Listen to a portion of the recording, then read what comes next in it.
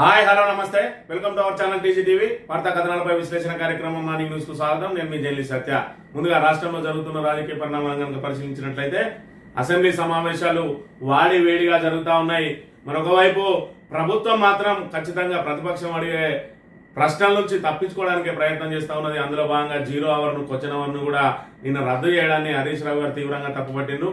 ఏదైతే ప్రభుత్వం మరి ఇక్కడ దగ్గర సమాధానాలు లేకనే తప్పించుకునే ప్రయత్నం చేస్తా ఉన్నదని ఒకవైపు, మరోవైపు తాము అడిగిన ప్రశ్నలకు మంత్రులు నీళ్లు నమ్ముతా ఉన్నారని చెప్పి అదే విధంగా ప్రిపేర్ అయి రాలేదని కూడా కొన్ని సందర్భాలలో మంత్రులు చెప్తున్న అంశాన్ని బట్టి మరి ఇక్కడ అసెంబ్లీ సమావేశాలు చూస్తున్న తెలంగాణ ప్రజలు విస్తుపోతున్న అంశాన్ని కూడా మనం ఇక్కడ ప్రధానంగా గమనించవచ్చు. మరోవైపు గత 10 రోజుల నుంచి జాతీయ మీడియా మొత్తం తెలంగాణ దివాలా తీసింది, తెలంగాణ అప్పులపాలైంది, తెలంగాణ జీతాలు ఇవ్వలేని పరిస్థితిలో ఉన్నది, తెలంగాణ 500 కోట్లకు మించి పెట్టుబడులు కూడా పెట్టడానికి మరి ఇక్కడ సంసిద్ధంగా లేని పరిస్థితి సృష్టించింది. కర్ణాటక లాగానే, అదేవిధంగా హిమాచల్ ప్రదేశ్ లాగానే తెలంగాణ కూడా ఆర్థిక సంక్షోభంలో కూరుకుపోతా ఉన్నదని చెప్పి మరి ఇక్కడ జాతీయ మీడియాలో వ్యతిరేక కథనాలు మరి ఇక్కడ ప్రసారం అవుతున్నాయి. దీనికి అంతటి కూడా ఏదైతే రేవంత్ రెడ్డి గత బీఆర్ఎస్ ప్రభుత్వాన్ని బదనాం చేసే కార్యక్రమంలో భాగంగా తెలంగాణ పరువు తీశాడని చెప్పి మరి ఇక్కడ నేషనల్ లెవెల్లో తెలంగాణ ఇమేజ్ ని డ్యామేజ్ చేసిందని చెప్పి కూడా ఇక్కడ ఆరోపణలు వెలువడుతున్న పరిస్థితిని మనం ఇక్కడ ప్రధానంగా గమనించవచ్చు. ఒక ఇంటి పెద్ద ఎవరైతే ఉంటారో ఆ ఇంటిని గుట్టుగా నడిపియాలి తప్ప దాని అప్పుల పాలైనా అంటే మరి ఇంకా రేపటి నుంచి ఎవరైనా అప్పు ఇవ్వాల్సిన వాళ్ళు కానీ సహకారం అందించిన వాళ్ళని కూడా మరి ఇక్కడ నుంచి తప్పుకునే అవకాశం ఉంటది. ఒకవైపు రాష్ట్రానికి పెట్టుబడులు రావాల్సిన అవసరం ఉన్నది. మరి ఇక్కడ ఏదైతే రేవంత్ రెడ్డి బేల మాటలతోటి వచ్చే పెట్టుబడులు కూడా ఆగిపోతా ఉన్నాయి. వచ్చిన కంపెనీలు కూడా ఇతర రాష్ట్రాలకు తరలిపోతున్న అంశాన్ని అయితే మనం ఇక్కడ ప్రధానంగా చూస్తూనే ఉన్నాం. మరొక వైపు ఇక్కడ ప్రభుత్వము ఆ 4th సిటీ పేరుతోటి ఆ 4th సిటీకి సంబంధించి కూడా మన ఏదైతే ఫార్మా భూముల్లోనే 4th సిటీ ఏర్పాటు చేస్తారా, లేదంటే 4th సిటీకి సెపరేట్ భూసేకరణ చేస్తారా అంటే ఇప్పటి వరకు భూసేకరణ చేయలేదని, అదేవిధంగా ఫార్మా కంపెనీల్లో ఫార్మా పెడతాం దానిలోనే 4th సిటీ చేస్తా ఉంటున్నారు. మరి ఇక్కడ ఏదైతే భూసేకరణ నిబంధనల ప్రకారం దేనికోసం అయితే భూసేకరణ చేపట్టిందో దానికోసమే ఆ భూమిని వినియోగించాలి, లేని పక్షంలో తిరిగి రైతులకు అప్పగించాలనే నిబంధన ఉన్న నేపథ్యంలో 4th సిటీలో మరి ఇక్కడ అక్కడోటి నామమాత్రంగా ఫార్మా కంపెనీలు పెట్టి దాన్ని అంతా కూడా 4th సిటీకి మళ్లించే ప్రయత్నాలు జరుగుతున్న అంశాన్ని మరి దీని మీద రైతులు కూడా న్యాయ పోరాటానికి వెళ్లే అవకాశం ఉన్న దృష్ట్యా అసెంబ్లీలో ప్రతిపక్ష నాయకులు అడిగిన ప్రశ్నలకు తప్పించుకోవడానికి ప్రయత్నం చేస్తా ఉన్నది ప్రభుత్వం అనే విషయాన్ని అయితే మనం ఇక్కడ గమనించవచ్చు. ఏదేమైనా కూడా మరి మొదటిసారి దావోస్కు వెళ్లిన పెట్టుబడులు కానీ మొన్న వెళ్ళిన దావోస్కు వెళ్ళిన పెట్టుబడులు కానీ ఇప్పటి వరకు కార్యరూపం దాల్చిన అవకాశం అయితే లేదు. కానీ మరి ఉన్న కంపెనీలు మాత్రం పక్క రాష్ట్రాలకు తరలిపోతున్న వేళ తెలంగాణ సమాజం అంతా కూడా మరి దీన్ని భ్రష్టు పట్టించింది ఎవరు అని అంటే ఖచ్చితంగా రేవంత్ రెడ్డి అని చెప్పి అయితే ముక్త కంఠంతో చెప్తున్న పరిస్థితిని మనం ఇక్కడ ప్రధానంగా గమనించవచ్చు. మంత్రి విషయానికి వస్తే మంత్రిలో ఏదైతే రత్నాపూర్ కు సంబంధించి మరి అక్కడ TGIICకి 253 ఎకరాలు సుమారు 250 ఎకరాల భూసేకరణ చేయడానికి నిన్న రోజున TGIIC ప్రతినిధులు, అదేవిధంగా రెవెన్యూ పోలీస్ అధికారులు రత్నాపూర్ గ్రామంలోకి వస్తే మరి అక్కడ గ్రామస్తులందరూ కూడా రైతులందరూ కూడా వాళ్ళని అడ్డగించి లోపలికి వెళ్లకుండా మరి అక్కడ అటకాయించి సుమారు 6-7 గంటల పాటు అక్కడనే నిలువరించిన పరిస్థితిని మనం ఇక్కడ చూడవచ్చు. సామాన్య మమ్మల్ని చంపినా కూడా భూములు ఇవ్వమని చెప్పి ఇక్కడ చెప్తా ఉన్నారు. మరోవైపు ఇప్పటికే మరి ఏదైతే హార్టికల్చర్ కోసం, అదేవిధంగా పైప్ లైన్ల కోసం, అదేవిధంగా సింగరేణి కోసం అనేక రకాలుగా మేము భూములను కోల్పోయినాం. తిరిగి మాకున్న అరాకొరా భూములను మరి అక్కడ అసైన్ ల్యాండ్లను కొన్నింటిని చూపెట్టి అసైన్ ల్యాండ్లతో పాటు మా పట్టా ల్యాండ్లు కూడా తీసుకోవడానికి ప్రభుత్వం ప్రయత్నం చేస్తా ఉన్నది. ఈ భూసేకరణను ఆపండి అని చెప్పి మంత్రి శ్రీధర్ బాబు గారికి విన్నవించుకుంటే సరే మీ భూములను మేము ముట్టుకోమని చెప్పి మాట ఇచ్చి తీరా మళ్ళీ అధికారులను తోలిస్తా ఉన్నాడని చెప్పి అక్కడ రత్నాపూర్ ఎవరైతే రైతులు ఉన్నారో వాళ్ళు ఆరోపిస్తున్న పరిస్థితిని మనం ఇక్కడ చూడవచ్చు. ఈ రకంగా భూసేకరణ కోసం మరి మమ్మల్ని రోడ్డున పడేయద్దు మరి ఇక్కడ అని చెప్పి రైతులందరూ కూడా వేడుకుంటున్న దుస్థితి రత్నాపూర్ ఏదైతే మందరి నియోజకవర్గం రామగిరి మండలంలోని రత్నాపూర్ లో చోటు చేసుకున్నది. మమ్మల్ని చంపిన భూములియం వ్యవసాయం చేసుకుని బతికే తమ పొట్టగొట్టవద్దని ఇండస్ట్రియల్ పార్కు ఇక్కడ వద్దని మమ్మల్ని చంపిన భూములు ఇచ్చేది లేదని పెద్దపల్లి జిల్లా రామగిరి మండలం రత్నాపూర్ రైతులు తేల్చి చెప్పారు. మంగళవారం రత్నాపూర్ శివారులో మేడిపల్లి స్థల పరిశీలన కోసం అధికారులు వస్తున్న సమాచారం మేరకు రైతులందరూ గ్రామ ప్రధాన కూడలి వెళ్లి బైఠాయించారు. మంత్రి ఆడియో Suresh industrial zonal manager Maheswararao, tahsildar Suman అధికారులను పోలీసులు అడ్డుకున్నారు. మంత్రి సిఐ రాజు, ఎస్ఐ చంద్రకుమార్ ఆధ్వర్యంలో పోలీసులు వారించిన రైతులు ససమీర్ అన్నారు. గోదావరిఖని ఏసీపీ రమేష్ రైతులను చెదరగొట్టేందుకు యత్నించగా స్వల్ప ఉద్రిక్తత ఏర్పడింది. దాదాపు 4 గంటల పాటు బయటించి అధికారులను అడుగు ముందుకు వేయనీయకుండా అడ్డుకున్నారు. దీంతో చేసేదేం లేక వెల్లుల్లి గారు రైతులు మాట్లాడుతూ ఇండస్ట్రియల్ పార్క్ పేరుతో తమ గ్రామంలో వ్యవసాయ భూమిని కంపెనీలకు కట్టుబెట్టేందుకు కొందరు ప్రజాప్రతినిధులు తెరచాటు రాజకీయాలు చేస్తున్నారని ఆరోపించారు. ఎవరు ఏం చేసినా భూములు మాత్రం ఇచ్చే ప్రసక్తి లేదని స్పష్టం చేశారు. మా భూములు మాకే ఉండాలని ఆందోళన చేస్తే కేసులు నమోదు చేస్తామంటూ పోలీసులు చెబుతుండడంపై ఆగ్రహం వ్యక్తం చేశారు. అధికారులు కన్ను తెరవాలని భూములను ఆక్రమించి కంపెనీలకు దారాదత్తం చేసే ప్రయత్నాన్ని విరమించుకోవాలని చెప్పి వాళ్ళు డిమాండ్ చేసిండ్రు. మరి ఇక్కడ వాళ్ళ ఆవేదనను, వాళ్ళ ఆక్రోశాన్ని అర్థం చేసుకోవాలి ప్రజాప్రతినిధులు అనే వాళ్ళు. మరి ఇప్పటికే వాళ్ళ హార్టికల్చర్ కోసం అని, సింగరేణి కోసం అని చెప్పి, పైప్ లైన్ల కోసం అని చెప్పి, మరి ఇక్కడ ఎల్లంపల్లి పైప్ లైన్ కోసం అని అనేక రకాలుగా ఇప్పటికే భూములన్నీ నష్టపోయి చివరకు ఆ మిగిలిన ఏదైతే ఉన్నదో పట్టా భూములు వాటిని మరి ఇక్కడ సాగు చేసుకుంటూ బతుకుతా ఉంటే ఆ మిగిలిన పట్టా భూములను కూడా ఆక్రమించుకోవడానికి ఇక్కడ ప్రయత్నం చేస్తున్నాడని వాళ్ళు తీవ్రంగా తప్పుపడతా ఉన్నారు. మరి మాకు మాట ఇచ్చిన మంత్రి శ్రీధర్ బాబు గారు మళ్ళీ అధికారులను పంపించడంలో ఆంతర్యం ఏందని చెప్పి కూడా వాళ్ళు ప్రశ్నిస్తున్న అంశాన్ని మనం ఇక్కడ ప్రధానంగా గమనించవచ్చు. ఇక మరో వార్తను కనుక పరిశీలించినట్లయితే హస్తంలో ముదిరిన అంతర్గత విభేదాల్లో కూరుకుపోతున్న కమాన్పూర్ కాంగ్రెస్ శ్రేణులు, నాయకుల మధ్య ఘర్షణలు, తోపులాటలు, దాడులు. హస్తంపాటిలో అంతర్గత విభేదాలు ముదురుతున్నాయి. మంత్రి దుద్దిల శ్రీధర్ బాబు నియోజకవర్గమైన మంత్రిలో కమాన్పూర్ మండల కాంగ్రెస్ పార్టీ నాయకులు తరచూ వివాదాల్లో చిక్కుకుంటూ వార్తల్లో నిలుస్తున్నారు. ఈ వ్యవహారం కాంగ్రెస్ పార్టీకి తలనొప్పిగా మారిందని సర్వత్రా చర్చ కొనసాగుతోంది. పార్లమెంట్ ఎన్నికల వేళ కమాన్పూర్ మండల కాంగ్రెస్ పార్టీలో పడచూపిన విభేదాలు నాటి నుంచి నేటి వరకు రోజుకు మలుపు తిరుగుతుంది. కాంగ్రెస్ పార్టీ శ్రేణుల మధ్య నెలకొన్న అంతర్గత విభేదాలతో ఆధిపత్య పోరుతో పాటు ఆ పార్టీ శ్రేణుల మధ్య ఘర్షణలు, తోపులాట్లు, దాడుల పర్వంతో పాటు ఇతరులతో ఘర్షణలు పడడం పరిపాటిగా మారింది. ఆదిలోనే కాంగ్రెస్ పార్టీలో నెలకొన్న అంతర్గత విభేదాల వ్యవహారం మంత్రి నియోజకవర్గ ఎమ్మెల్యే శ్రీధర్ బాబు వద్దకు పంచాయతీ చేరిన పరిష్కారం కాలేదు. దీంతో నాయకుల కలహాలు రోజు రోజుకు మరింత జటిలమవుతున్నాయి. కాంగ్రెస్ పార్టీ అధికారంలో ఉండగా పార్టీ శ్రేణులు గొడవ కొట్లాడుకుంటున్న ఆ పార్టీ పెద్దల పట్టింపులేని ధోరణితో విభేదాలు ముదిరి పాకాన పడుతున్నాయని గుసగుసలాడుకుంటున్నారు. పార్టీ నేతల మధ్య ఉన్న అంతర్గత విభేదాలను పరిష్కరించడంలో మంత్రి శ్రీధర్ బాబు జాప్యం చేయడంతోనే పార్టీ నాయకులు పరస్పరం కొట్టుకునే పరిస్థితి దారితీసిందనే వాదనలు వినిపిస్తున్నాయి. పార్టీలో కొనసాగుతున్న విభేదాలను పరిష్కరించేలా మంత్రి చర్యలు తీసుకుంటారా లేదా అన్నది వేచి చూడాల్సిందే. సమస్య పరిష్కారం కాకుండా రాబోయే కాలంలో కమాన్పూర్ కాంగ్రెస్ పార్టీలో మరింతగా పార్టీ శ్రేణుల మధ్య ముదిరి మరిన్ని గొడవలకు దారితీసే అవకాశాలు ఉన్నాయి. ఇక్కడ మరి ఏదైతే కాంగ్రెస్ పార్టీకి సంబంధించిన నాయకులు కొట్లాడుకుంటా ఉన్నారు, విభేదాలు ముదిరినాయి అని చెప్పి ఇక్కడ వార్తను ప్రచురించింది. వాళ్ళు కొట్లాడుకుంటూ కాదు, ఆఖరికి ఆడవాళ్ళతోటి చెప్పు దెబ్బలు తింటా ఉన్నారు. మరి ఇక్కడ చూసుకున్నట్టయితే వాళ్ళ మీద సోషల్ మీడియాలో అనేక మరి మీమ్స్ వస్తా ఉన్నాయి. ఇప్పుడు స్నేక్ రాజు అని, మరి టీవీ రాజు అని, ఇంకో రాజు గొర్రెల రాజు అని చెప్పి మరి రకరకాల వాడు గొర్రెల దొంగ, వాడు బర్రెల దొంగ, వాడు పుస్తల వంటలు ఎత్తుకపోతాడు, ఒకడు ఆడవాళ్ళ పట్ల మరి ఇక్కడ అసభ్యంగా దూషిస్తాడు. చివరికి వాళ్ళే ఒకరి మీద ఒకరు దాడులు చేసుకుంటారు.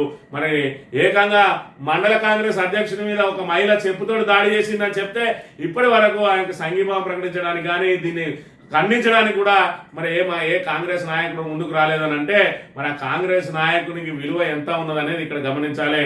కాంగ్రెస్ పార్టీని భ్రష్టు పట్టిస్తా ఉన్నా కూడా మరి ఇక్కడ వాళ్ళ సార్ ఏం పట్టించుకుంటలేదని ఇక్కడ వార్త ప్రచురించింది.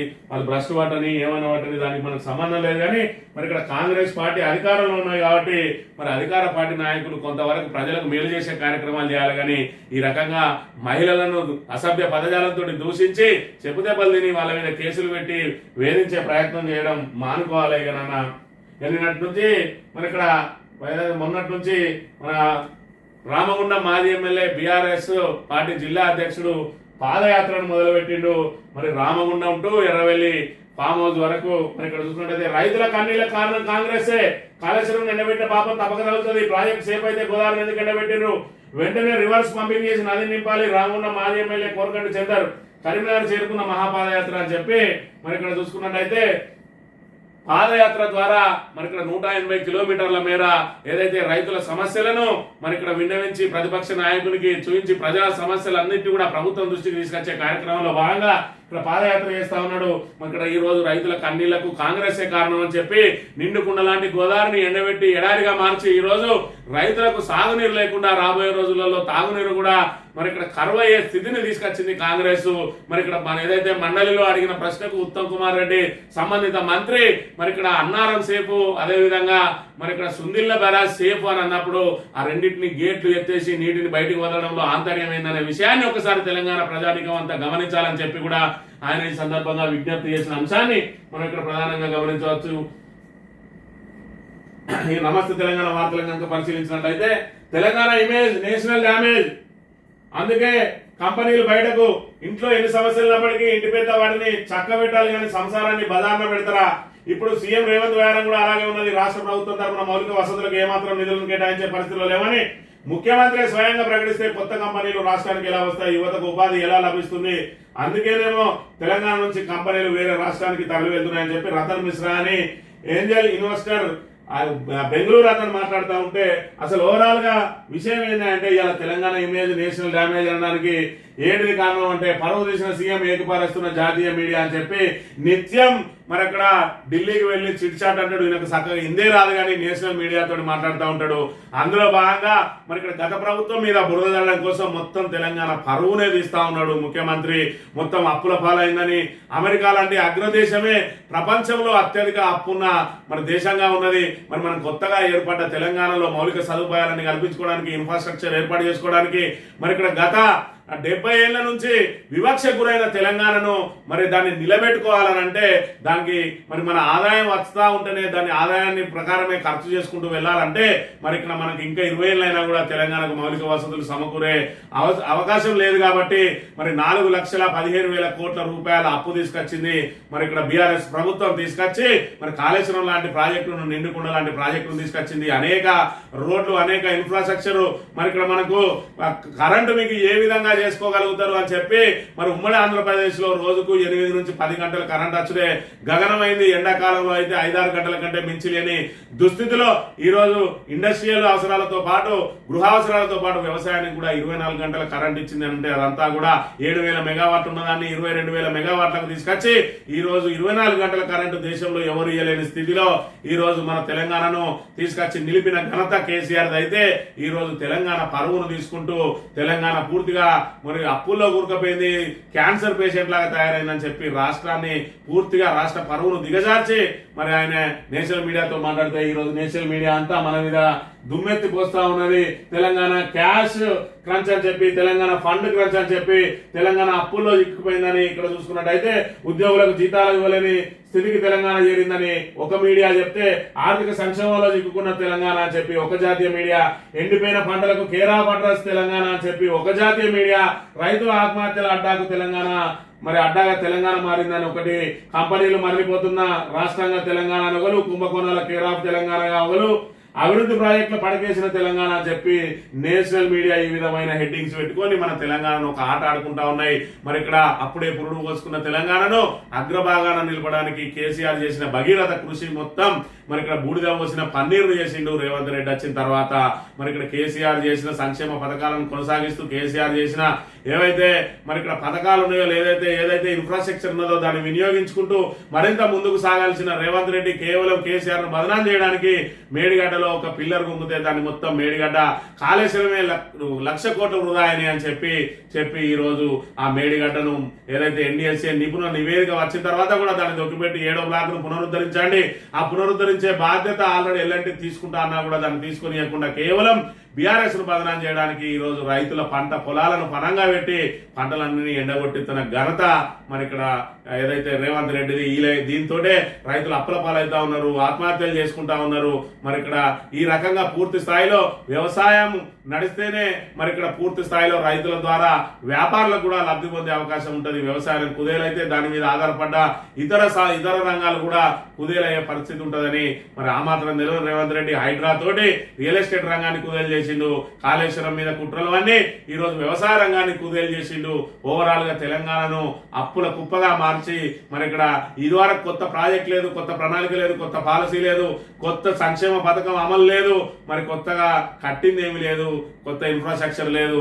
మరి అయినా కూడా 1,58,000 కోట్ల రూపాయల అప్పు తీసుకొని ఇప్పటి వరకు ఏం చేసినావు రేవంత్ రెడ్డి అంటే దానికి సమాధానం లేదు. ఏమనంటే అప్పులు వడ్డీలు కట్టుకుంటా వస్తానా అని చెప్తాడు. ఈ రకంగా పూర్తి స్థాయిలో తెలంగాణ పరువు ప్రతిష్టలన్నింటినీ కూడా మరి ఇక్కడ జాతీయ మీడియా ముందు మన రాష్ట్రాన్ని మనమే అధోగతి పాలు చేసిండు రేవంత్ రెడ్డి అనే విషయాన్ని మనం ఇక్కడ ప్రధానంగా గమనించాలి. చరిత్ర కాలం నుంచి ఇప్పటిదాకా తెలంగాణ ధనిక రాష్ట్రం. ఈ వాస్తవాన్ని కేసీఆర్ ఉద్యమం మొదలుపెట్టిన నాటి నుంచి నేటి దాకా పదే చెప్పేవారు. తలసరి ఆదాయం జిఎస్డిపి వృద్ధి రేటు సాక్షిగా తెలంగాణ ఎంత సుసంపన్నమైనదో ఆయన ప్రపంచానికి చాటి చెప్పారు. తద్వారా తెలంగాణ పరపతి పెంచడంతో పాటు భారీ ఎత్తున పరిశ్రమలను ఆకర్షించిండు.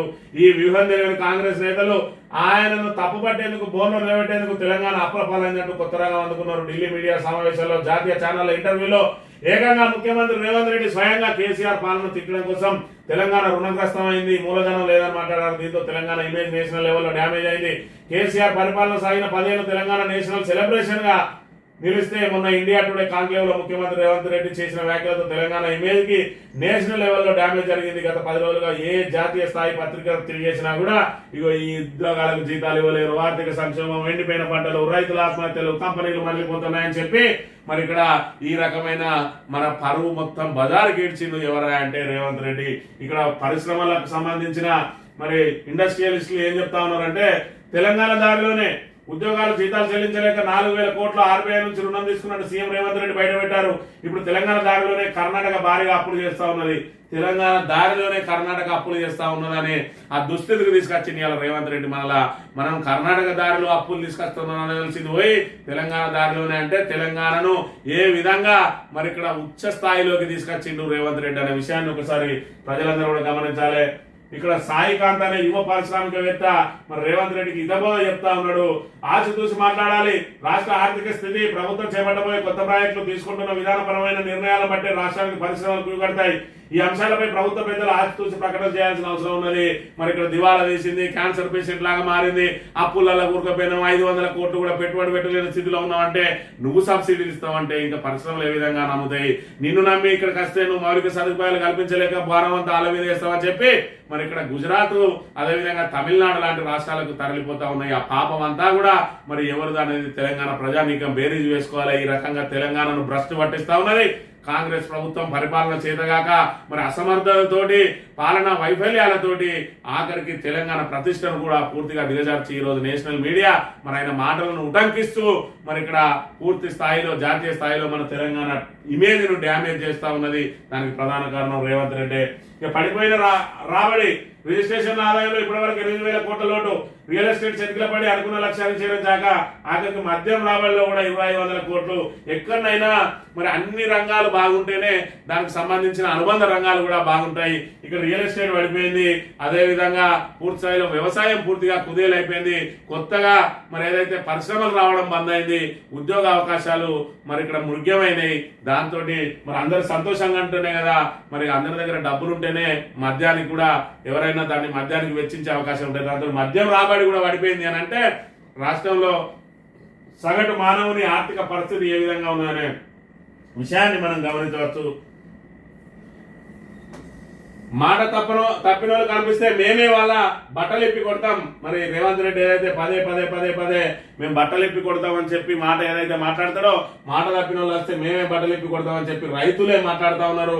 ఓట్ల కోసం వస్తే రోడ్డు మీద నిలబెడతాం, నీళ్ళ కోసం కొట్లాడక అసెంబ్లీకి వస్తాం, సర్కారు నీళ్ళు ఇస్తామంటే పంటలు వేసినాం, కాంగ్రెస్ నమ్మి నిండా మునిగినాం, ఎకరాలు ఎండిపోయింది, అప్పుల పాలైన ఏడుపై మిగిలింది. మాజీ మంత్రి జగదీశ్వర్ రెడ్డి ఎదుట పెన్పహాడ్ మండల రైతుల ఆక్రోశం అని చెప్పి ఈ రకంగా పంటలు ఎండిపోయింది. ఇది చూసుకున్నట్టయితే పెన్పహాడ్ సూర్యాపేట జిల్లా, ఈ ఆదిలాబాద్ జిల్లా మరి ఏదైతే సింగపూర్ లో అలా గ్రామస్తుల పరిస్థితి ఏ విధంగా ఉన్నదంటే మరి ఇక్కడ కిలోమీటర్ల మేర పోయి బిందెలతోటి నీళ్లు తెచ్చుకోవాల్సిన దుస్థితి. మరి గత బీఆర్ఎస్ ప్రభుత్వ హయాంలో 10 ఏళ్లలో ఏ రోజైనా, ఒక్క రోజైనా ఇలాంటి సన్నివేశాన్ని చూసినవా అనే విషయాన్ని ఈ రోజు తెలంగాణ ప్రజానికం గమనించుకోవాలి. మార్పు అని ఏం మార్పు తీసుకొచ్చిండు రేవంత్ రెడ్డి అని అంటే, పంటలు ఎండిపోయి రైతులు బోర్న విలపించే మార్పును తీసుకొచ్చిండు. నీళ్ల కోసం కిలోమీటర్లు మరి ఇక్కడ కాళ్ళరిగేలా తిరిగే ఈ మార్పును తీసుకొచ్చిండు. మన సోదరి మనలందరూ కూడా నెత్తిల బిందెలు పెట్టుకుని తిరగాల్సిన దుస్థితిని తీసుకొచ్చిండు ఇలా రేవంత్ రెడ్డి అనే విషయాన్ని మనం ఇక్కడ ప్రధానంగా గమనించాలి. ఇక కేసీఆర్ కట్టిన గుడి సూపర్, యాదగిరిగుట్ట ఆలయంపై ఉభయ సభల్లో ప్రశంసలు. కేసీఆర్ అభిలాషతో నిర్మాణం, మండలి చైర్మన్ గుత్తా అద్భుతంగా కట్టారన్న కాంగ్రెస్ ఎమ్మెల్యే రాయగోపాల్. కేసీఆర్ కృషిని మర్చిపోవడం బాధాకరమన్న ఎంఐఎం. ఆలయాన్ని అభివృద్ధి చేసింది కేసీఆర్ అన్న మంత్రి సురేఖ. గుట్ట గొప్ప ప్రాచుర్యం అంటున్న కాంగ్రెస్ సభ్యుడు శ్రీహరి. ఆలయం నిర్మాణం వల్లే ఆదాయమని సిపిఐ కూనవనేని సాంబశివరావు. మరి ఇక్కడ ఎవరు అవునన్నా కాదన్నా యాదగిరి గుట్టకు సంబంధించిన ఆలయ విశిష్టత, ఆలయ ప్రాధాన్యం పెంచి ఈ రోజు తిరుమల తిరుపతి దేవస్థానానికి ధీటుగా తెలంగాణలో కూడా ఒక ఆలయాన్ని అభివృద్ధి చేసిన ఘనత కేసీఆర్ది. దాన్ని ఎవరు అవునన్నా కాదన్నా తెలంగాణ ప్రజానీకం అంతా కూడా ఒప్పుకుంటారు. చివరికి కాంగ్రెస్ ప్రభుత్వమే ఒప్పుకోవాల్సిన దుస్థితి వచ్చింది రేవంత్ రెడ్డి కేసీఆర్ మీద. ఎన్ని ఆరోపణలు చేసినా మరి ఆయన ఆనవాళ్ళు చెరిపేస్తా అన్నావు, ఇది చెరిపేస్తావా రేవంత్ రెడ్డి? ఇక్కడ చూడిగా నీ నీ మంత్రి చెప్తా ఉన్నారు, నీ ఎమ్మెల్యేలు చెప్తా ఉన్నారు ఇదంతా కేసీఆర్ కృషి అని. ఈ ఆనవాళ్ళని చెరిపేసి ఏం చేస్తావు? మొన్న ఏదో గుడి గోపురం మీద బంగారు తాపడం కోసం పోయి అక్కడ నువ్వేదో ప్రత్యేక పూజలు చేస్తే అదంతా నీ క్రెడిట్ కింద నీకు వస్తుందని అనుకున్నావు. కానీ పరిస్థితి చూస్తే ఈ రోజు ప్రతి ఒక్కరు కూడా కేసీఆర్ ను మరి కొనియాడుతున్న పరిస్థితిని మనం ఇక్కడ చూడాలి. ఇక్కడ చూసుకుంటే ఏదైతే దేవాలయాల ప్రాజెక్టుకు సంబంధించి మరి ఇక్కడ మేమే దానిలో ఏదో మొత్తం పూర్తి స్థాయిలో దేవాలయాలకు మేమే నడుంగట్టినాం అన్నట్టుగా మరి దానికి సంబంధించి అన్ని ట్రయల్ రన్ గేర్ రన్ ఏది చూడకుండా డైరెక్ట్ ప్రారంభోత్సవానికి వచ్చినాడు నిన్న. మరి ఇక్కడ మంత్రుల హడావిడి, మోటార్ల పీఠముడి, దేవాలయ ప్రాజెక్టు పంపింగ్ అవాస్ పాలు, కేసీఆర్ ప్రాజెక్టు కాంగ్రెస్ సర్కార్ ఆత్రం ట్రయల్ రన్ లేకుండానే ప్రారంభానికి రెడీ, సాఫ్ట్వేర్ బదులుగా మాన్యువల్ గా రణగాని దేవన్నపేట పంప్ హౌస్ మోటార్లు అయ్యేదాకా రాజధానికి పోవన్న మంత్రులు, వరంగల్ నిట్ అతిథి గృహంలోనే మకాం, ఎలాగైనా నీళ్లు పోయించాలని బుజ్జగింపు, 2 రోజుల వరకు కష్టమే అంటున్న ఇంజనీర్లు. మరి 2 రోజులు ఉంటావానే ఉత్తమ్ కుమార్ రెడ్డి, ఇక్కడనే పొంగిరెడ్డి శ్రీనివాసరెడ్డి ఈయనే ఉంటారా చెప్పాలి. మరి ఇక్కడ దేవాదులు అనేదాన్ని క్రెడిట్ కొట్టేద్దామని చెప్పి హడావిడిగా పోయి కనీసం ట్రయల్ రన్ కూడా లేకుండా దాన్ని ఆన్ చేస్తానని చెప్పి ప్రారంభోత్సవానికి పోతే చివరికి అబాస్ పాలైనరు, మోటార్లు మొరాయించినాయి. ముందుగా ట్రయల్ రన్ చేసుకుని అన్ని సిద్ధంగా చేసుకున్నాక పోవాలి. కానీ ఎలాంటి మరి వీళ్ళకి చిత్తశుద్ధి ఏ విధంగా ఉంటుంది, వీళ్ళకి ఆత్రం తప్ప దానిలో ఉన్న మరి ఏదైతే దానికి సంబంధించిన ఆ సాంకేతిక కారణాలు కానీ దాన్ని ఏ విధంగా ముందుకు పోవాలని కానీ అసలు దాన్ని ఇదివరకు ముట్టినోళ్ళు కాదు పట్టినోళ్ళు కాదు కాబట్టి అసలు ఏం జరుగుతుందో కూడా తెలియకుండా ఆత్రంగా పోయి ఆరంభించాలని చూస్తే అబాస్ పాలైన పరిస్థితిని మనం ఇక్కడ ప్రధానంగా చూడవచ్చు. ఇక కొత్త పెన్షన్లు ఇప్పట్లో లేవు, పెంచేందుకు ఇంకా 3 ఏళ్ల సమయం ఉన్నది. కొత్త పెన్షన్ దరఖాస్తుల వెబ్సైట్ పనిచేస్తలేదు, గత సర్కారు ఇచ్చిన పింఛన్లే కొనసాగిస్తున్నాం. శాసన మండలిలో స్పష్టం చేసిన సీతక్క కొత్త పింఛన్లు ఇప్పట్లో లేవట, వెబ్సైట్ పనిచేస్తలేదట. మొన్ననేమో ఆదివారం వెబ్సైట్ బంద్ ఉంటుంది అన్నది, ఇప్పుడేమో వెబ్సైట్ పనిచేస్తలేదంటుంది. కాంగ్రెస్ మంత్రులు ఇచ్చే ఏదైతే ప్రశ్నలకు శాసనసభ్యులు అడిగిన ప్రశ్నలకు చెప్పే సమాధానాలకు మాత్రం తెలంగాణ సమాజం విస్తుపోతా ఉన్నది. మరి ఆదివారం వెబ్సైట్ ఎట్లా పనిచేస్తారో మరి ఎవరికి తెలియని కథ. మరోవైపు ఈ పింఛన్లు ఎందుకు పనిచేస్తలేదో వెబ్సైట్, మరి దాన్ని ఎవరు చేయించాలనో ఆపరేషన్ అదేమన్నా బీఆర్ఎస్ చేతిలో ఉన్నదో సీతాకన చెప్పాలి.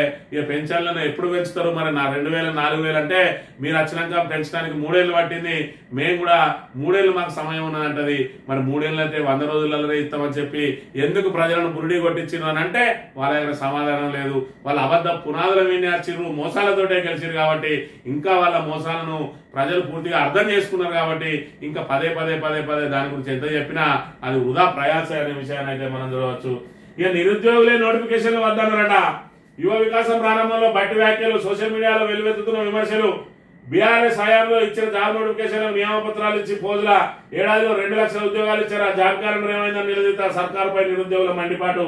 కాంగ్రెస్ పరిస్థితి ఏ విధంగా ఉన్నది అని అంటే నవ్విపోదురుగాక మాకేటి సిగ్గు అన్నట్టు ఉన్నది. మరి ఇక్కడ బట్టి విక్రమార్క అంటే అంతో కొంత మరి ఇక్కడ గౌరవం ఉండేది. మరి ఆయన చూసుకున్నట్టయితే ఆయన కనీస అవగాహన కూడా లేదు. మరి అక్కడ నిరుద్యోగ భృతి ఎప్పుడు ఇస్తారని చెప్పి మొదటి శాసనసభ సమావేశాల్లో అడిగితే నిరుద్యోగ భృతి అదెక్కడిది, అదెవరు పెట్టిరు అని అంటాడు. ఏకంగా మరి ఇక్కడ ప్రియాంక గాంధీ వాళ్ళ జాతీయ నాయకురాలు ప్రియాంక గాంధీని తీసుకొచ్చి ఆమె ద్వారా అనౌన్స్ చేయించిన పథకాన్నే మరి డిప్యూటీ సీఎంగా ఉన్న ఏదైతే ఉప ముఖ్యమంత్రిగా ఉన్నటువంటి బట్టి విక్రమార్క ఆర్థిక మంత్రి కూడా ఆయనకే తెలియదు అని అంటే అసలు అది అంటే ఎందుకు పెట్టిండ్రు అంటే దానికి ఆ పెట్టిన దానికి అసలు విలువే లేదు. ఏదో జనాలను మోసం చేయడానికి అనేకం పెట్టినాం, ఎన్నని గుర్తుంచుకుంటాం అన్నట్టుగా ఉన్నాయి ఆయన మాటలు. ఇక్కడ చూసుకున్నట్టయితే నోటిఫికేషన్లు ఎత్తా అంటే మరి వీళ్ళే అద్దంటారట.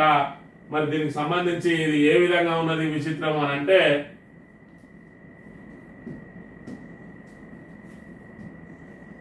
పబ్లిక్ సర్వీస్ కమిషన్ ప్రక్షాళన ద్వారా క్యాలెండర్తో ఎప్పుడు పరీక్ష నోటిఫికేషన్ వస్తూనే ఉన్నాయి. అది ఏ స్థాయికి వెళ్ళిందంటే ఒకప్పుడు నోటిఫికేషన్ కావాలని ధర్నాలు చేసే పరిస్థితి నుంచి నోటిఫికేషన్లు అన్నీ పెద్ద ఎత్తున వస్తూ ఉన్నాయి. ఒకదానికి ఒకటి కొంచెం కొంత గ్యాప్ ఇవ్వండి మాకు. ఈయన వేసిండు 10 లక్షల ఉద్యోగాలు ఇచ్చిండని చెప్పి నిరుద్యోగులందరూ నోటిఫికేషన్ ఆపునని చెప్పిందట. దీని కింద ఆయనకు మరి ఆ కామెంట్లను చదివితే అర్థమవుతుంది అసలు ఏం జరుగుతుంది, మరి వీళ్ళకి ఏం మాట్లాడుతుందని. తెలంగాణలో కాంగ్రెస్ 10 సంవత్సరాల తర్వాత అధికారంలోకి రావడానికి నిరుద్యోగ యువతను అడ్డం పెట్టుకుని యాత్రలు నిర్వహించి మేనిఫెస్టోలో జాబ్ క్యాలెండర్ అమలు చేస్తామని హామీ ఇచ్చింది. అయితే అధికారంలోకి వచ్చిన తర్వాత హామీని మర్చిపోయి నిరుద్యోగులు ఇష్టమైనట్టు మాట్లాడుతుందని, నిజమైన ఇదని 2028లో ప్రజలు కూడా అంటారు 6 గ్యారంటీలు అమలుతో కొనిసరాయా మీరు దీపండి అని. ఒక డిప్యూటీ సీఎం హోదాలో ఉండి ఇంత పచ్చి అబద్ధాలా సార్ మీ మాటలను? మరి మీ ప్రభుత్వాన్ని నిరుద్యోగులు సామాన్యులు ఎలా నమ్ముతారని నా అభిప్రాయం ప్రకారం అన్ని సోషల్ మీడియా యూట్యూబ్ ఛానల్ విద్యార్థుల సంబంధం ఉన్న యూట్యూబ్ గ్రూపులు అలాగే ఇతర పోటీ పరీక్షలు సిద్ధమవుతున్న విద్యార్థులు కాంగ్రెస్ కు వ్యతిరేకంగా పనిచేస్తున్నారు. ఇందుకు ప్రధాన కారణం మీరు ఇచ్చిన హామీలే. మరి బట్టి నిరుద్యోగులను ఉద్యోగం కోసం 20% కమిషన్ అడుగుతుంటే 30% ఇస్తామని బతిమాడుతున్నట. మరి ఇక్కడ 20% కమిషన్లు అని చెప్పి ఏదైతే ఆయన మీద ముద్రపడ్డదో 30% ఇస్తామని చెప్తా ఉన్నారు. ఇక బట్టికి సంబంధించిన అయితే ఇంకా అనేకం వెళ్తా ఉన్నాయి. ఈ సమయంలో ఆయన మీద అవినీతి ఆరోపణలు అయితే అనేకం. ఆయనే పూర్తిగా ఎనర్జీ మినిస్టర్ గా ఉన్నాడు. సింగరేణికి సంబంధించిన అనేక అంశాల్లో కూడా మరి చిన్న చిన్న విషయాల్లో కూడా లంచాలు తీసుకుంటా ఉన్నారు అని చెప్పి ఇక్కడ సింగరేణి ప్రాంతంలో అయితే ఆయన మీద అనేక ఆరోపణలు వెలువడుతూ ఉన్నాయి. మరి ఆరోపణలకు ఇప్పటికే మరి ఆయన మీదనే ఏదైతే ముఖ్యమంత్రి పీఠాన్ని లాగేసుకోవడానికి ప్రయత్నం చేస్తా ఉన్నారని చెప్పి రేవంత్ రెడ్డి ఆయన పరువును మరి ఇక్కడ గంగబాల్ చేయడానికే సచివాలయంలో కాంట్రాక్టర్లతో ధర్నా చేయించాడని చెప్పి ఆరోపణలు వెలువడుతున్న నేపథ్యంలో మరి ఇక్కడ సింగరేణి మీద కూడా ఒకసారి రేవంత్ రెడ్డి దృష్టి సారించినట్టయితే మరి ఆయన పరువు ఇంకా గంగపాలయ్యే అవకాశం ఉంటాయి. కాబట్టి బట్టి ఇప్పటికైనా కొంతవరకు మరి ఆయన మేల్కోవాలి. ఈ 20% కమిషన్ ఏదైతే ఉన్నదో దాని నుంచి బయటపడాలి. బయటపడకపోతే మరొక దళిత మంత్రిగా ఆయనకు వచ్చిన అవకాశం మరి దుర్వినియోగం చేసుకున్నట్టే అవుతుంది. ఇక తెలంగాణ దినపత్రిక విషయానికి వస్తే మరి ఇక్కడ ఏదైతే పార్టీ మారిన ఫిరాయింపు ఎమ్మెల్యేలు ఉన్నారో వాళ్ళందరూ కూడా యూటర్న్ తీసుకోవడానికి ప్రయత్నం చేస్తా ఉన్నారు. గూడెం మైపాల్ రెడ్డి మొన్నటి రోజున కేసీఆర్ ను మరి అసెంబ్లీలో ఆయన ఛాంబర్ లో వచ్చి కలిసిన విషయం తెలిసిందే. అదేవిధంగా దానం నాగేందర్ అయితే నిన్నటి రోజున ప్రభుత్వాన్ని చీల్చి చెండాడిండు. నాకు అవకాశం వస్తే నేను మళ్ళీ బీఆర్ఎస్ వస్తా అన్నట్టుగానే ఉన్నాడు. కానీ ఆయన ఎట్టి పరిస్థితుల్లో ఆయన సభ్యత్వం కోల్పోక తప్పదు. ఎందుకంటే ఎంపీగా కూడా ఆయన కాంగ్రెస్ తరఫున పోటీ చేసిండు. కడియం శ్రీహరి మరి ఆయన బిడ్డకు టికెట్ ఇప్పించుకొని ఆయన కాంగ్రెస్ ప్రచారంలో ఏదైతే కీలకంగా పనిచేసింది కాబట్టి ఆయనది కూడా సభ్యత్వం వద్దని, అదేవిధంగా అరికెప్పుడు గాంధీది పోతుందని చెప్పి, కానీ కొంతమంది ఎమ్మెల్యేలు మాత్రం రిటర్న్ బ్యాక్ రావడానికి సిద్ధంగా ఉన్నారు. అందులో భాగంగా నిన్న గూడెం మైపాల్ రెడ్డి మరి ఇక్కడ అఫిడవిట్ దాఖలు చేసినట్టు 25వ తేదీలో ఏదైతే సుప్రీంకోర్టులో మరి దీని మీద తీర్పు వెలువడబోతా ఉన్నది, లేదంటే మరి దానికి సంబంధించి కీలక నిర్ణయం రాబోతా అన్న వేళ నేను ఆల్రెడీ బీఆర్ఎస్ లోనే ఉన్నా, మరి ఇక్కడ మర్యాదపూర్వకంగా అక్కడ కలిసి వచ్చినా కానీ నేను ఇంకా బీఆర్ఎస్ ఎమ్మెల్యేనే అని చెప్తూ మరి ఇక్కడ వీళ్ళ దగ్గర నుంచి కూడా నా మీద ఒత్తిడి చేయకండి, నేను మళ్ళీ మనం రిటర్న్ బ్యాక్ వస్తా అని చెప్తానట. అట్లే బండ్ల కృష్ణమోహన్ రెడ్డి కూడా రావడానికి సిద్ధంగా ఉన్నాడు. 5-6 ఎమ్మెల్యేలు అయితే రిటర్న్ బ్యాక్ రావడానికి సిద్ధంగా ఉన్నారు. బీఆర్ఎస్ యాక్సెప్ట్ చేస్తా అనే విషయం కొనసాగుతా ఉన్నది.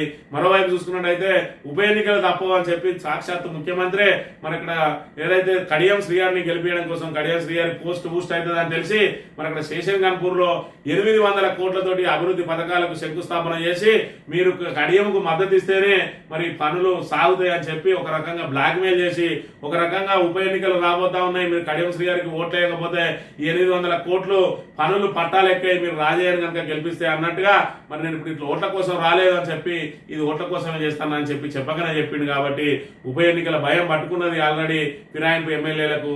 దాంతో మరి ఇక్కడ ఏదైతే బీఆర్ఎస్ అధినేతను ప్రసన్నం చేసుకోవడానికి ప్రయత్నం చేస్తున్న పరిస్థితిని అయితే మనం గమనించవచ్చు. ఈయన ఏదైతే అఫిడవిట్ వేసిండో ఆ అఫిడవిట్ కు మరి ఆ బీఆర్ఎస్ కు సంబంధించిన లాయర్లు సానుకూలంగా ఉంటే కొంతమంది ఫిరాయింపు వాళ్ళ సభ్యత్వాలు కోల్పోయేదాని నుంచి బయటపడతామనే దింపుడుగాలం ఆశ మీద ఉన్నారు. ఏది ఏమైనా ఉప ఎన్నికలు మాత్రం తప్పని అని చెప్పి ఇక్కడ దీన్ని బట్టి తెలుస్తా ఉన్నది. అసెంబ్లీలో గొంతు నొక్కుతున్నారు.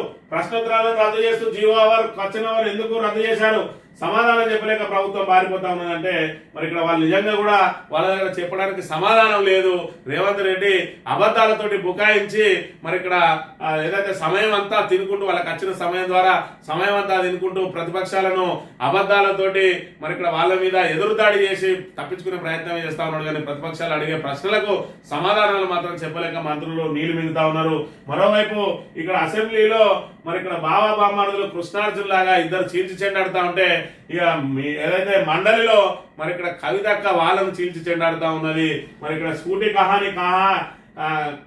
కహా పేరుతోటి నిన్న స్కూటీ బొమ్మలను పట్టుకొని మండలికి మరి ఇక్కడ మండలి ముందు నిరసన వ్యక్తం చేసి మరి ఎప్పటికక్కడ ప్రభుత్వాన్ని ఎండగట్టడానికి ప్రభుత్వం ఇచ్చిన హామీలు నెరవేరలేదని చెప్పి ప్రజలకు మరి ఇక్కడ ఏదైతే ప్రజా సమస్యలను ప్రస్తావిస్తూ ప్రభుత్వం మీద ఒత్తిడి తీసుకొచ్చే ప్రయత్నం చేస్తున్న రోజున స్కూటీ బొమ్మలతోటి మరి పెద్ద ఎత్తున దుమారం రేపిన అక్కడ అనే విషయాన్ని మనం ఇక్కడ గమనించాలి. ఇక వీళ్ళే రేపు పదవులు చూసిపోయేటోళ్ళు ఎమ్మెల్యేలు వీళ్ళే పాపం ఏదో అత్యాశకు పోతే మరి ఇక్కడ పూర్తిగా అదే పోయినట్టు ఏదైతే కొండ నాలుగు మందేస్తే ఉన్న నాలుక ఊడిపోయింది అన్నట్టుగా వీళ్ళేదో అధికారం కోసం అని అనలేకపోతే మరి ఇక్కడ అధికారం వస్తుంది అని చూస్తే ఉన్న ఎమ్మెల్యే పదవి ఊస్ట్ కాబోతా ఉన్నది వీళ్ళదనే విషయాన్ని మనం ఇక్కడ ప్రధానంగా గమనించాలి. ఇక మీకు దండం పెడతా మన రైతులకు నీళ్ళు ఇవ్వండి, హుజరాబాద్ లో 1000 ఎకరాలు ఎండిపోతున్నాయి, మీరే కాదు కాంగ్రెస్ ఎమ్మెల్యేలు కూడా మీకు దండం పెడతా నీళ్ళు ఇవ్వండి అని చెప్పి వేడుకుంటా ఉన్నారు కాంగ్రెస్ ను. దీనికి అంతా కూడా ప్రధాన కారణం ఏదైతే బీఆర్ఎస్ మీద బట్టగాల్చే కార్యక్రమంలో భాగంగా కాళేశ్ మీద పట్టిన కుట్రే మరి ఈ రోజు రైతాంగాన్ని పూర్తిగా మరి ఇక్కడ ఈ రకంగా రైతులు ఏ ఇబ్బంది పడుతున్న పరిస్థితిని కూడా మనం ఇక్కడ ప్రధానంగా గమనించాలి. ఇక నాకు మంత్రి పదవి ఇవ్వాలి, నేను కూడా పోటీలో ఉన్నా అని చెప్పి మరి ఇక్కడ కాంగ్రెస్ ఎమ్మెల్యే బాలు నాయక్ మరి ప్రభుత్వం మీద ధిక్కార స్వరం వినిపించిండు. అసలు లంబాడీలకు మీరు సామాజిక న్యాయం చేస్తలేరు, కేసీఆర్ మంచిగా ఉండే లంబాడీలకు అనేక కార్యక్రమాలు చేసిరు, మరి ఎస్టీ దానిలో లంబాడీలకు అవకాశం ఇవ్వాలి, నాకు మంత్రి పదవి ఇవ్వాల్సిందే అని చెప్పి ఆయన డిమాండ్ చేస్తా ఉన్నాడు. మరి ఇక్కడ చూసుకున్నట్టయితే ఇక రేవంత్ రెడ్డి మరి ఇక్కడ ప్యాలెస్ లో ఉండి చుట్టూ ఇనుప కంచెలు వేసుకొని ముళ్ళ కంచెలు వేసుకొని మరి ఇక్కడ రాజసభ ఉరగబెడుతూ ఇంకా కూడా గత ప్రభుత్వం మీద దొరలు అంటా ఉన్నాడు. దొరల కంటే ఈయన ఎక్కువ దొరన్నరా ఉన్నాడు రేవంత్ రెడ్డి. మరి గుమ్మన్ నరసయ్య 3 సార్లు అపాయింట్మెంట్ ఇవ్వాలి, దీని మీద పెద్ద ఎత్తున దుమారం రేగితే అసెంబ్లీలో మరి ఏదో పిట్టకథలు చెప్పి నేను ఆయనకు ఫోన్ చేసిన, ఆయన ఆల్రెడీ ఖమ్మం పోయినా అన్నాడు, మళ్ళా రమ్మన్నా అని చెప్పి ఆఖరికి ఇక మళ్ళీ నిన్న పనివాడ ఫోన్ చేయించుకొని పిలిపించుకొని ఆ ఫోటోలు బయటికి రిలీజ్ చేసిండు. గిసొంటిది ఒకటి రాహుల్ గాంధీ తోటి దిగింది పెట్టవా అంటే రాహుల్ గాంధీ తోటి దిగింది పెట్టాల్సిన అవసరం లేదు, మీకు మేము చూపించుకోవాల్సిన అవసరం లేదంటాడు. ఇది ఏం అవసరం వచ్చింది చూపించుకోవడానికి అంటే నువ్వు ఆ రోజు రానియకపోతే దీని మీద పెద్ద ఎత్తున దుమారం రేగితే ఈ రోజు బయటికి తీసుకొచ్చి మళ్ళీ ఆయన ఫోటోను పిలిపించుకొని ఫోటో దిగి ఫోటోను బయట పెట్టుకొని ఇది కాదా నీ మరి ఇక్కడ ఏదైతే నీ కప్పిపుచ్చుకునే భాగంలో కాదా ఇది, నిజంగానే నువ్వు రాహుల్ గాంధీని కలిస్తే 100 ఫోటోలు రిలీజ్ చేస్తూ కానీ రాహుల్ గాంధీని నీకు అపాయింట్మెంట్ ఇస్తలేడు కాబట్టి రాహుల్ గాంధీ తోటి ఫోటోలు బయటకు వస్తలేవు అనే విషయాన్ని మనం ఇక్కడ ప్రధానంగా చూడాలి. సాక్షి దినపత్రిక విషయానికి వస్తే ఎస్సీ వర్గీకరణకు ఓకే, ఉభయ సభల్లో ఏకగ్రీవంగా ఎస్సీ వర్గీకరణ బిల్లు ఆమోదం అని చెప్పి మన అక్కడ బీసీలకు రిజర్వేషన్ సంబంధించిన బిల్లు అయిపోయింది. ఎస్సీ వర్గీకరణ కూడా మరి ఇక్కడ ఆమోదం తెలుపుతూ అందరూ అన్ని పార్టీలు కూడా మరి ఎమ్మెల్యేలు ఏకగ్రీవంగా ఆమోదం పొందిండ్రు. ఇక goodbye ISS Sunita Williams 9 నెలల నుంచి ఏదైతే స్పేస్ లో చిక్కుకపోయిందో ఆమె ఈ రోజు ఉదయం మరి ఇక్కడ భూమికి చేరబోతా ఉన్నది. దానికి సంబంధించిన వార్తనే గుడ్ బై ఎస్ఎస్ పేరుతోటి భావోద్వేగం నడుమ సునీత విలియమ్స్ వీడుకోవాలని చెప్పి వాళ్ళిద్దరు కూడా మరి ఇక్కడికి రాబోతా ఉన్నారు స్పేస్ నుంచి అనే విషయానికి సంబంధించిన వార్తను ఇక్కడ ప్రధానంగా ప్రచురించింది. కరువు రైతులను ఆదుకునే పూర్తి బాధ్యత సీఎందే, ఎండిన ప్రతి ఎకరాకు 25,000 పరిహారం ఇవ్వాలి, బడ్జెట్ సమావేశాల్లోనే పరిహారం ప్రకటించాలని డిమాండ్. కరువు ముప్పుపై ముందే హెచ్చరించిన సర్కార్ పట్టించుకోలేదని మండిపాటు. ఇది కాలం తెచ్చిన కరువు కాదు, మరి ఖచ్చితంగా కాంగ్రెస్ తెచ్చిన కరువే. ఈ రోజు కాళేశ్వరం ఎండబెట్టిన పాపం అది రైతులకు చుట్టుకుంటూ ఉన్నది. మరి రైతులకు చుట్టుకున్నది మీకు శాపంగా మారబోతుంది. ఖచ్చితంగా మరి రైతుల పాపం మీకు తాకక తప్పదు. ఎందుకంటే మరి ఇక్కడ సుందిల్ల కూలిపోలేదని చెప్పిండు, అన్నారంకి ఎలాంటి ఇబ్బంది లేదు, 2 బెరాలు సేఫ్ అన్నారు.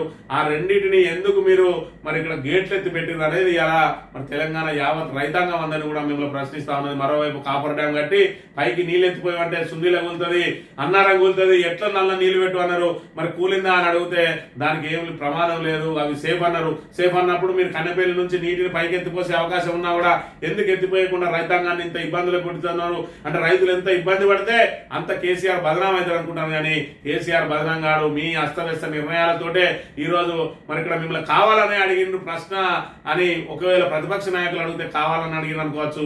ఏకంగా మీ అనుబంధ నాయకుడే మరి ఎమ్మెల్సీ ప్రశ్న అడిగిండు, ఆ 2 కూలిపోయినాయా అని. మరి మీకు తెలియక దాన్ని మొత్తం రైతుల ముందు బట్టబయలు చేసుకున్నారు. ఆ బ్యారాజులు సేఫ్ అని ఈ రోజు రైతాంగం అంతా కూడా మీ బట్టలు కూడా తీసుకోవడానికే మరి సిద్ధంగా ఉన్నదనే విషయాన్ని మనం ఇక్కడ చూడవచ్చు.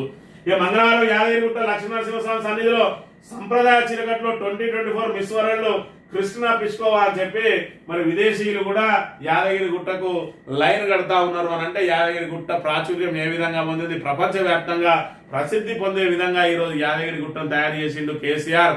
దీనిలో ఎవరు అవునన్నా కాదన్నా ఆయన ఆనవాళ్లను చెరిపేసే అవకాశమే లేదని దీంతో రేవంత్ రెడ్డికి అవగతమై ఉంటది అనే విషయాన్ని మనం చూడవచ్చు. ఇక బడ్జెట్ కు సంబంధించి ఒక్కో పత్రిక ఒక్కో రకంగా రాస్తా ఉన్నది. 3,05,000 కోట్లతోటి మరి ఇక్కడ బడ్జెట్ ప్రవేశపెట్టబోతా ఉన్నాడు 2025-26. మరి దీన్ని చూసుకున్నట్లయితే 2,90,000 కోట్లతోటి పెట్టిన బడ్జెట్ 70,000 కోట్ల లోటులో ఉన్నది. మరి ఇక్కడ 3,05,000 కోట్లు అనేది అంటుంది. ఆంధ్రజ్యోతి ఇంకో రకంగా చెప్తాను, ఈనాడు ఇంకో రకంగా చెప్తాను. ఏదేమైనా 3,00,000 కోట్లు అనుకుంటే మరి 70,000 లోటుతోటి మరి ఆ లోటును ఎట్లా పూడుస్తారు అనే దానికి మళ్ళీ అప్పులే దానికి దిక్కు అనే తప్ప ఇంకా వేరే లేదు. ఒకవైపు చూసుకుంటే ఇక రెండో వైపు అప్పులు చేయమని చెప్పి రేవంత్ రెడ్డి చెప్తున్న అంశాన్ని కూడా చూడవచ్చు. లెక్క తప్పంటే నష్టం బీసీలకే, ఏమీ లేని చోట బీసీ జనాభా 56.36% అని తేల్చాం.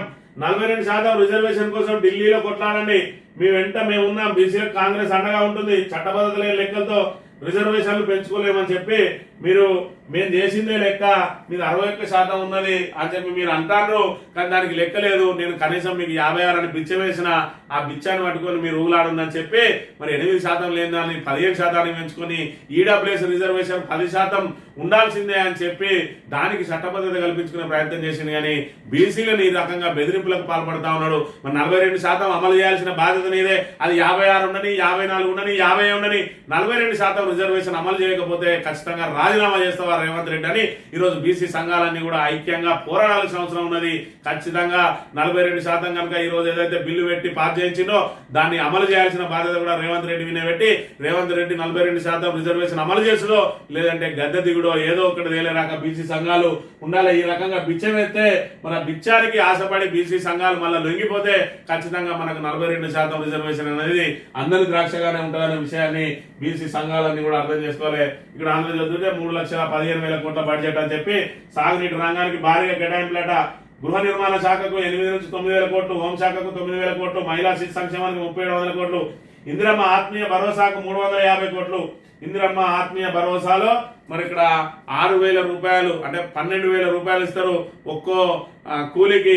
మరి ఇక్కడ జాబ్ కార్డులు ఎంతమందికి ఉన్నాయి, అందులో 350 కోట్ల రూపాయలు 12,000 చొప్పునిస్తే ఎంతమందికి ఇవ్వగలుగుతారు అనేది ఒకసారి లెక్కేసుకోవాలి.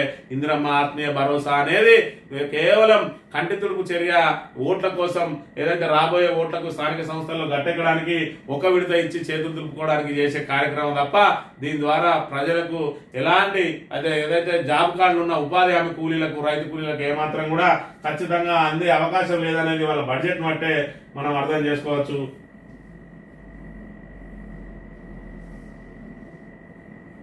ఓటర్ ఐడి ఆధార్ అనుసంధానం నకిలీ ఓటర్లను అడ్డుకోవడానికే ప్రస్తుతం అమల్లో ఉన్న చట్టాల ప్రకారం చర్యలు. త్వరలో ఈసీ ఉడాయి నిపుణుల సంప్రదింపులు. ఆన్లైన్ లో బూత్ల వారి ఓటింగ్ వివరాలపై చర్చలకు సిద్ధం. కేంద్ర ఎన్నికల సంఘం ప్రకటన అని చెప్పి వీళ్ళు ప్రకటనలకే పరిమితం అవుతా ఉన్నారు. ఆధార్ను ఓటర్ ఐడి అనుసంధానం చేయడానికి ప్రజల నుంచి ఎలాంటి మరి వ్యతిరేకత అయితే లేదు. మరి మీరు ఏం చేసుకుంటారో దానికి సంబంధించి సాంకేతికత జోడించుకొని మీరు చేయాల్సిన పని చేసి నకిలీ ఓటర్లను అరికట్టాల్సిన బాధ్యత ఉన్నది. నకిలీ ఓటర్లను అదేవిధంగా మరి ద్వంద్వ ఓటర్లను కూడా అటు ఆంధ్రలో ఉంటున్నాయి, ఇటు తెలంగాణలో ఉంటున్నాయి. ఖచ్చితంగా ఆధార్ కార్డు ద్వారా మరి ఓటర్లను ఏది పాడేయాల్సిందే నకిలీ ఓటర్లు అనే విషయాన్ని అయితే మనం గమనించాలి. ఈనాడు దినపత్రిక విషయానికి వస్తే వర్గీకరణ చారిత్రాత్మకం. రాహుల్ గాంధీ ఇచ్చిన మాట కట్టుబడి కాంగ్రెస్ ప్రక్రియను పూర్తి చేసింది. ఇక్కడ రాహుల్ గాంధీ ఇచ్చిన మాట ఏందో మరి రేవంత్ రెడ్డికే తెలవాలి. ఇది సుప్రీంకోర్టు ఇచ్చిన తీర్పును అనుసరించి ఇక్కడ కాంగ్రెస్ ప్రభుత్వం పూర్తి చేసిందని చెప్పాలి. మరి ఇక్కడ సుప్రీంకోర్టు ఇచ్చిన తీర్పును కూడా రాహుల్ గాంధీ మొత్తం ఎస్సీలకు ఏదో ఒరగబెట్టింది అన్నట్టుగా మరి అబద్ధాలు ఆడడంలో రేవంత్ రెడ్డి దిట్ట అని మరోసారి నిరూపించుకున్నాడు. అబద్ధాలకు నిజంగా కూడా జీఎస్టీ చేసే ఉంటే రేవంత్ రెడ్డి ఆస్తులు కాదు, తెలంగాణ ప్రభుత్వ ఆస్తులన్నీ అమ్మినా కూడా మరి ఆ జీఎస్టీకే సరిపోమనే విషయాన్ని మనం ఇక్కడ గమనించవచ్చు. ఉక్రెయిన్ ఇంధన కేంద్రాలపై దాడులు ఆపుదాం. పుతిన్ ట్రంప్ అంగీకారం. సైనిక సాయం నిలిపేయాలన్న రష్యా. ఫోన్లో మాట్లాడుకున్న రెండు దేశాల అధినేతలు అని చెప్పి మొత్తానికి అయితే ఉక్రెయిన్ బుగ్గగాన్ని చేసిండు. రెండు దేశాలు కలిపి రెండు అగ్రదేశాలు మరి ఇక్కడ ఒక్కటైతే అంటే రెండు బలమైన శక్తులు ఒకటైనప్పుడు మధ్యలో ఏదో ఒక బలమైన శక్తి మీద ఆధారపడ్డ వాళ్ళు ఖచ్చితంగా బలిపశులు అవుతారని చెప్పి ఉక్రెయిన్ మాత్రం ఇక్కడ తేలిపోయింది. ఉక్రెయిన్ సంగతి అమెరికా రష్యా ఇద్దరు శత్రువులు కాబట్టి అమెరికా ఉక్రెయిన్ కు సాయం చేసింది. ఇలా ఉక్రెయిన్ లో ఉన్న మరి దానికి సంబంధించిన ఏదైతే వనరులను దోపిడీకి పూర్తి చేయడానికి ఇక్కడ శత్రువు అయిన రష్యా తోటి కూడా జట్టు కట్టడానికి ప్రయత్నం చేసి మరి ఇక్కడ ఉక్రెయిన్ ను వాళ్ళు బాంబులతోటి చంపితే ఇవి అక్కడ ఉన్న వనరులు దోసుకొని చంపే ప్రయత్నం చేస్తున్న పరిస్థితిని మనం ఇక్కడ ప్రధానంగా గమనించాలి.